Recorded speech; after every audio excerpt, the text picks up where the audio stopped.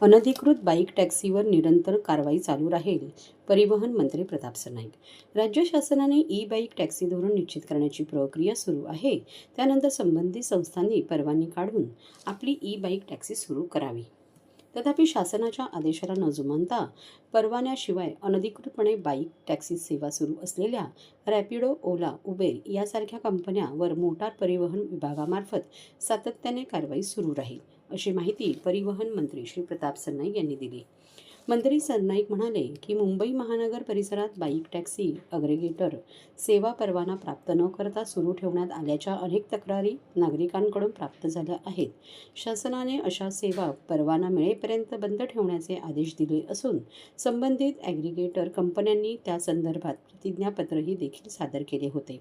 तथापि आदेशाची पावती असूनही नियमांचे उल्लंघन करून सेवा सुरू असल्याचे निदर्शनास आले आहे. या संदर्भात दाखल झालेल्या जनहित याचिकेवर सध्या मुंबई उच्च न्यायालयात सुनावणी सुरू आहे.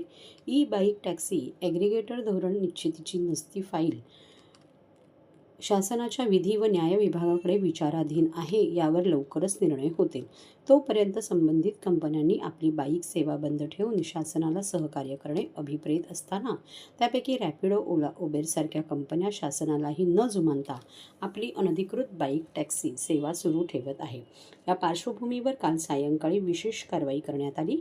बाईक टॅक्सी ॲग्रिगेटरच्या 57 वाहनांवर दंडात्मक कारवाई करून 1.5 लाख रुपये दंड वसूल करण्यात आला आहे. पुढील तपासणी व कारवाई सुरू असून नियमांचे उल्लंघन करणाऱ्या कोणत्याही वाहनधारक अथवा ॲग्रिगेटर कंपन्यांविरुद्ध कठोर कारवाई यापुढे देखील करण्यात येणार आहे.